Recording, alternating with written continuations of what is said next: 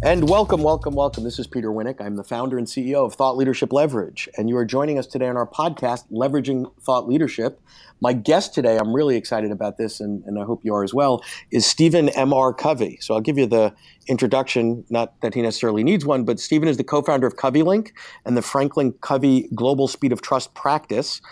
He's the former CEO of Covey Leadership. He's a Harvard MBA. He's the author of The Speed of Trust. And he is well-versed in the business, which is actually a family business for him, of content. So, Stephen, thank you so much for joining us today. And I'm so excited for all that we're going to talk about today. Well, welcome. Hey, thanks so much, Peter. I'm delighted to be with you and excited about this conversation as well. Great. So let's, as you know, our focus here is on the business side of content and the business side of thought leadership. And you and I were just chatting before we went live. Given that there are very few people that I know of that, this is sort of a family business, why don't we go back and tell me sort of how you started on the business side of content and thought leadership with your dad, with Stephen Covey and 7 Habits, and developed into a thought leader on your own, and the similarities and the differences in the business models and how much things have changed. I'm sure there's a lot we can learn, but maybe give us a bit of a sort of a history lesson. Let's go back in time a bit. Sure. In fact, I think it's really quite instructive, as you'll see how much today we assume and take for granted that we didn't back when we started. And so I'll just give you one example of this, Peter, is my father was working on his book, The 7 Habits of Highly Effective People, during the 1980s. In fact, he started teaching 7 Habits as 7 Habits. I think the earliest we found was 1979. We saw Wow. titled The 7 Habits of Highly Effective People. And then over the next several years, he tried to, he put out some audio tapes on it, which was really helpful to kind of have a product and more than just a speech. And then the thought was, let's turn this into a book. And today that seems like, of course, right? Of course you'd do that. But I'll tell you what, at the time, we actually had some business advisors, consultants that were saying, you know what, don't put this into a book. If you turn this into a book, who's going to hire you? I love that point, because even today on occasion, I get some of that pushback from clients where they'll say, oh, no, I can't give them all of my information in a book, because a book is only, $20, and then why would they ever hire me? And my retort to them actually is well, if you actually read 7 Habits, he didn't only publish 3 of them. Right? And from what I recall, I think that book went on to do okay, right? It went on to do okay. But the thing is that honestly, there was some real debate even inside the company of do we put this into a book and put it out there? Will people still want us to come speak and train and can present, consult, all the things that we do. But my father really, apart from the business side, he was really acting on the principle of abundance. He said, look, I just want to get it out there, and a book's going to get it out there. And he said, you know what, this will come back 100 times and more. And he was right. And it looks obvious today, but at the time it wasn't so clear cut and obvious. And I'm sure for some of our listeners that, you still could have that dilemma. Can you, is there a risk in doing this? But by codifying it in the form of a book, you kind of, you stake your claim of, this is our approach. This is our methodology. This is what this is about. And we get it out there, and then that exposes people to it. They read it, they're influenced by it, and they say, wow, this is really good. This can help me. And I need more help with this, or our team needs more help, our company needs more help. And really the business at Covey Leadership Center really exploded once the 7 Habits of Highly Effective People was published as a book. And prior to that, we'd done some productizing. We had audio tapes. We even had a video-based training program. And that was really helpful because we began to scale ourselves and depend less upon my father having to go out and teach it live. And instead, we could have other people teach it. And then we could also get even the clients to teach it, a certification model with licensing. And that was kind of new at the time as well. So let's talk about all of it, because there's a lot there. So number one, you mentioned the book, and then audio tapes and videotapes. So today we have different formats, digital, but the whole point was to take the essence and the gist and the message that's in the book and get it out into as many modalities as you can to to your point on your dad's beliefs around abundance, to get the message out. It's a good thing to do, right? But it's also a good thing to do for the business. And then you moved into sort of other ways that we can scale the content, right? So from speaking to workshops to train the trainers and clients doing it to the kit that you've developed, which is wonderful, the Speed of Trust in a Box facilitator guide. Tell me, it's all the same, meaning it all comes from the same DNA of the same content, but there are different markets and different price points and different modalities for different types of customers. So tell me a little bit about how you and the organization decide what modality to put it in and what market that serves and how to not cannibalize and deal with all of those sort of struggles and issues. Yeah. And those are real issues. I come back to the paradigm first. And truly, if the paradigm is one of abundance, you will see possibilities and opportunities you may not see otherwise. And so the paradigm does matter, and that you really believe that we want to impact people. Our primary motive is to help people, to bless lives, to get this out there, because it will help people, and I really believe that is important. And I think that and I know you do. So let me just touch on that. So let's freeze the business side, okay? And just at a human level, the more people that get exposed to your work and your dad's work, the world's a better place, right? Because you're teaching them habits that are great. You're teaching people how to embrace a mindset of trust, and that's just good. Right. And then then it merges into the business, but it's just good to get good stuff out into the world, and gratifying on many levels. It's good. It's gratifying. You feel like you're part of something that is meaningful, that makes a difference. You're making a contribution. And especially if you feel strong about your content, which I'm sure your listeners do, when you feel strong about something and you really feel like this works and it's effective and it can make a difference, you want to get it out to people. So that is the mindset and the paradigm. And the reason that's important is because that helps you kind of wrestle with some of the dilemmas of saying, what about the risk of this? And what about the risk of cannibalization? If your fundamental paradigm is, I want to impact people, I want to get this out, then suddenly you have more courage to take some risk. And you maybe say, that's okay. Maybe we do cannibalize a little bit here, but that's okay because we're getting this out there. And that was a dominant mindset.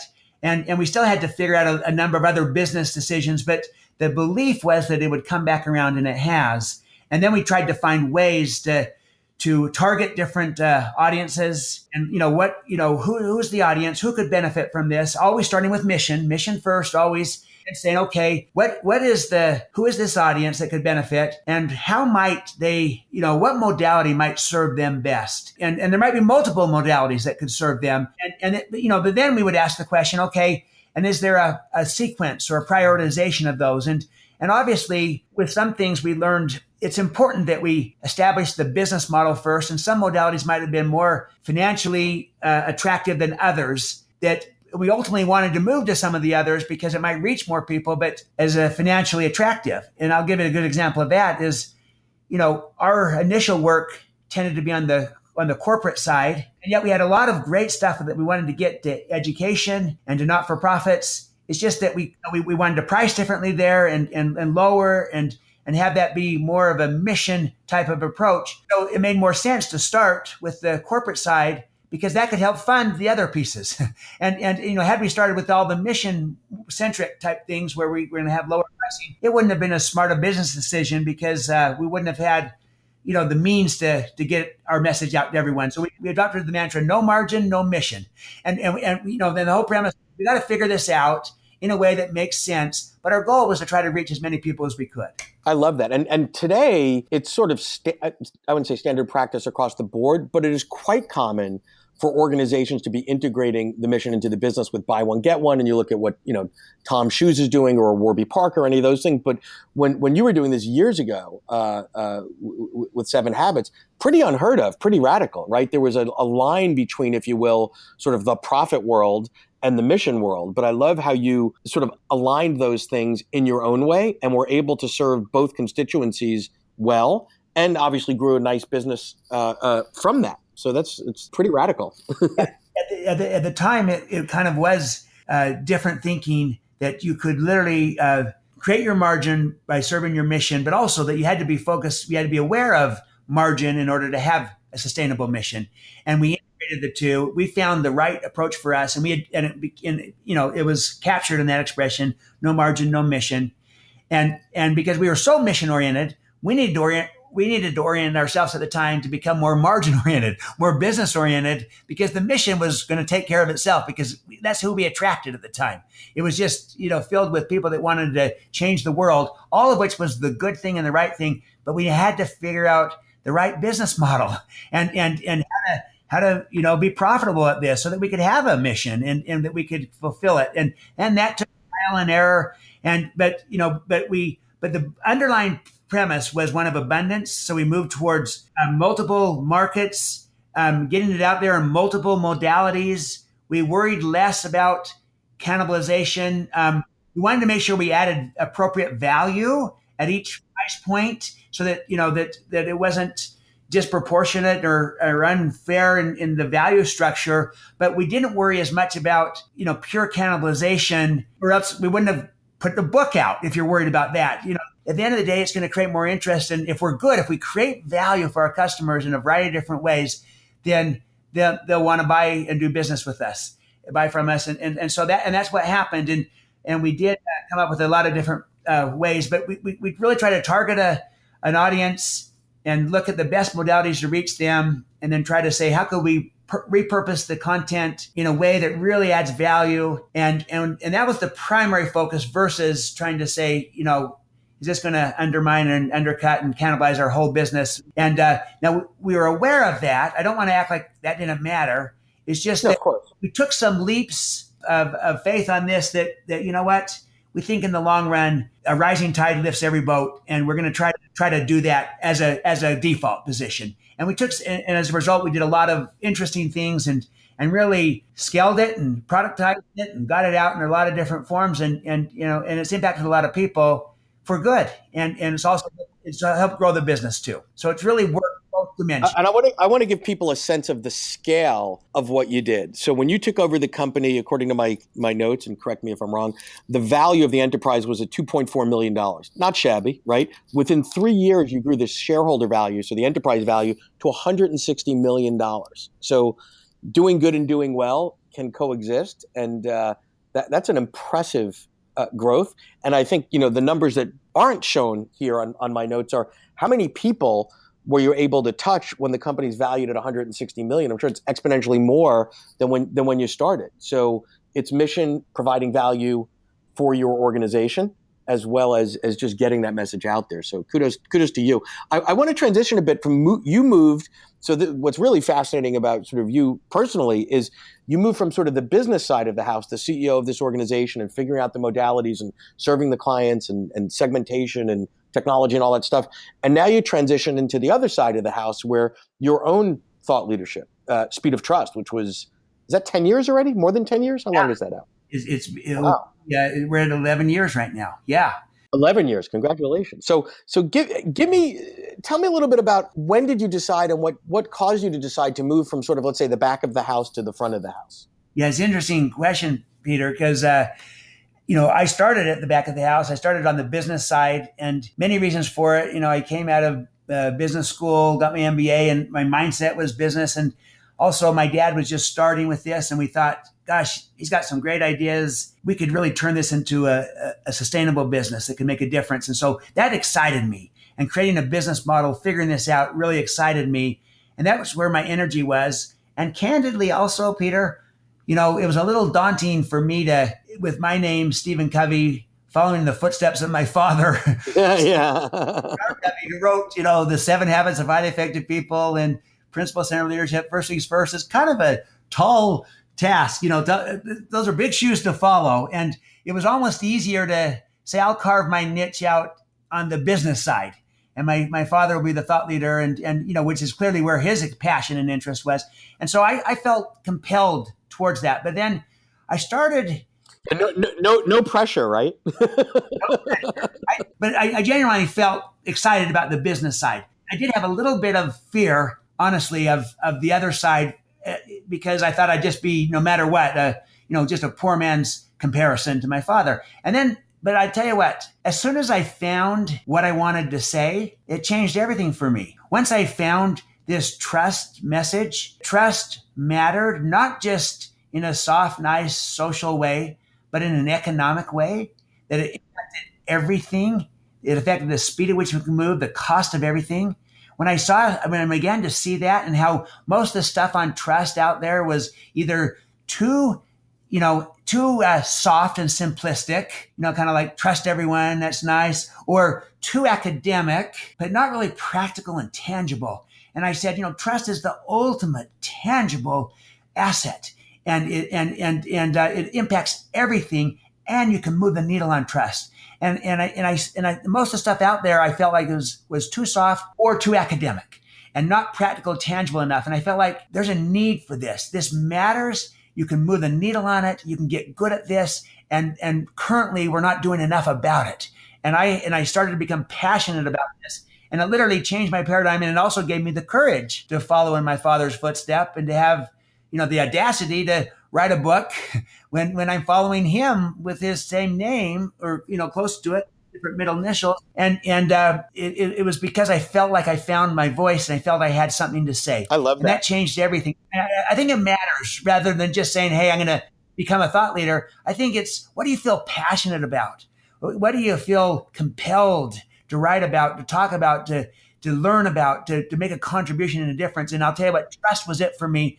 And once I got that passion and that sense of mission around this, then gave me the courage to overcome a lot of the fears that got in the way. And I said, now I know what to do, because this is where my business side kicked in. I know I got to put it into a form of a book. I got to codify it in a book, and then we can productize it. We can create workshops and seminars, and we can create products and tools and measurement tools, organizational engagement processes, all these things that I know so well. But I first really had to find my contribution, my voice that I felt passionate about, and then also that I felt that I had a distinctive approach to. And for me, the two distinctive approaches for trust were, first, that it was financial, it was economic, not just soft social. That was kind of a paradigm shift for most people at the time, less so today, but at the time it really was.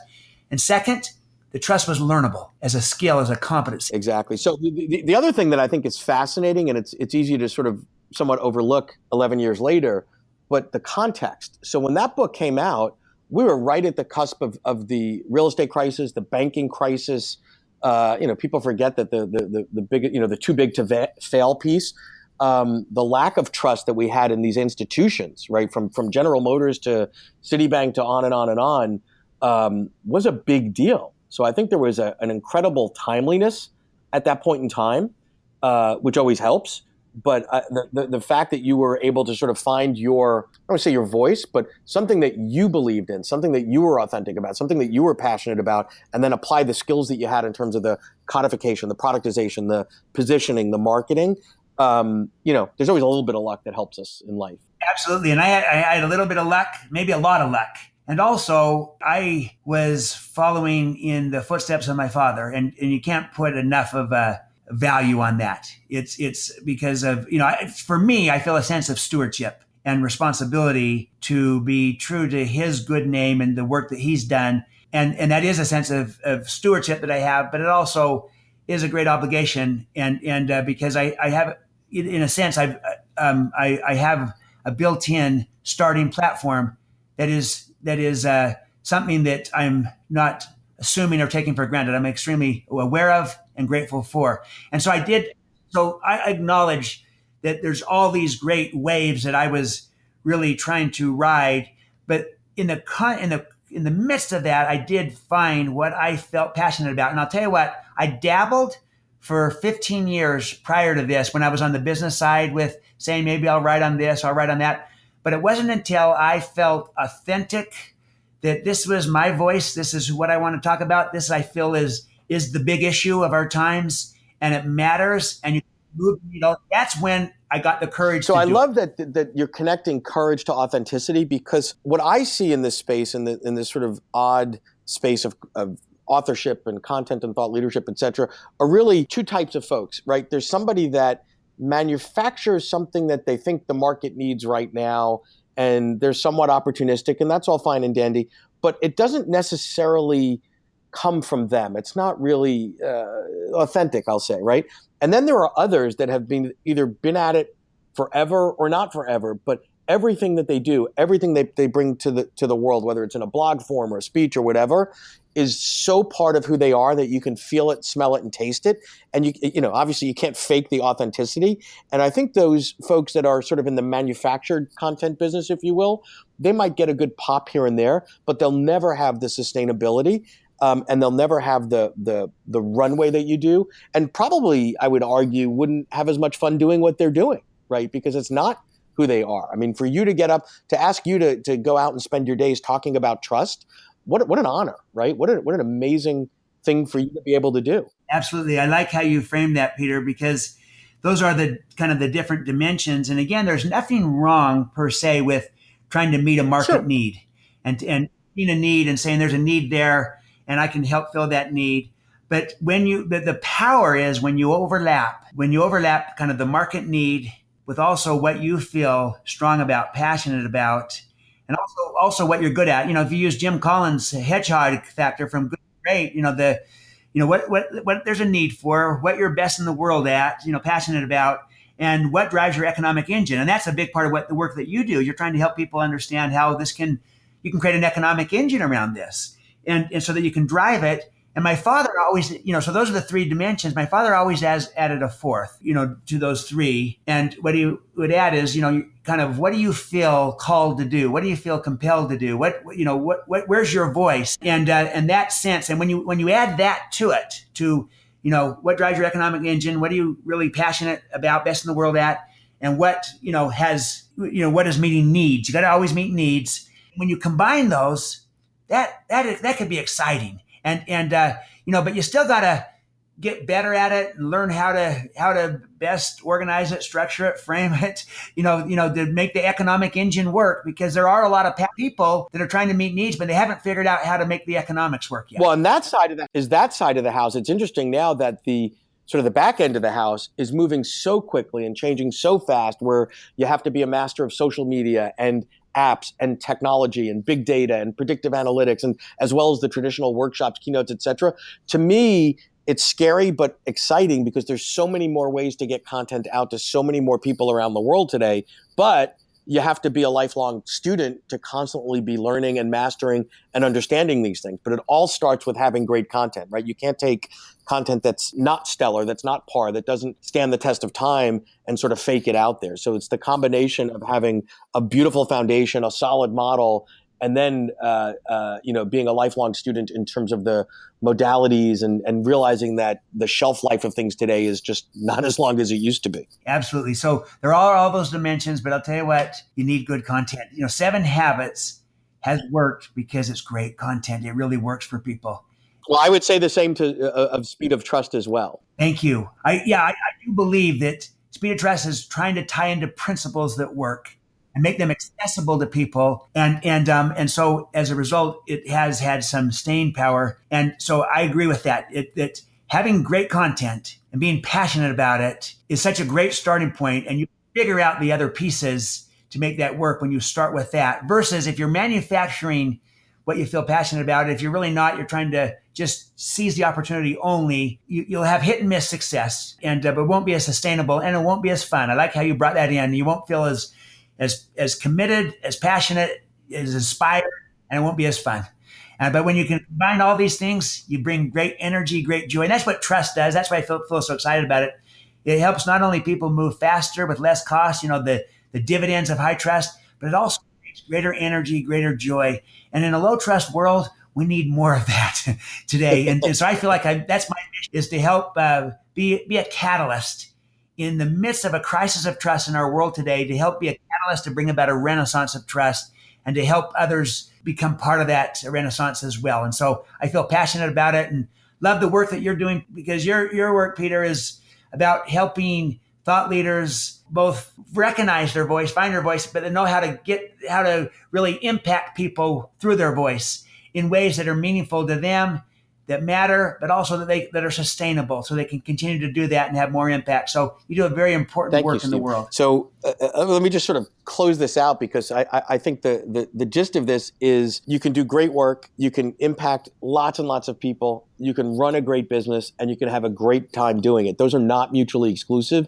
And when you find that right mix, that right chemistry, and the right lane that gets you out of bed, and then master the business skills and see in real time the impact that your work has, that's an ideal to strive for. So I thank you so much for joining us today. I could talk for hours to you, because there's so much to learn, and I appreciate your candor. I am glad, as I'm sure millions are, that you've had the courage to be authentic, because the world's a better place for it. So thank you so much for joining us today, Stephen. I appreciate it very much. You're welcome. Thank you, Peter. I appreciate the chance to talk with you too. To learn more about Thought Leadership Leverage, please visit our website at thoughtleadershipleverage.com. To reach me directly, feel free to email me at peter@thoughtleadershipleverage.com. And please subscribe to Leveraging Thought Leadership on iTunes or your favorite podcast app to get your weekly episode automatically.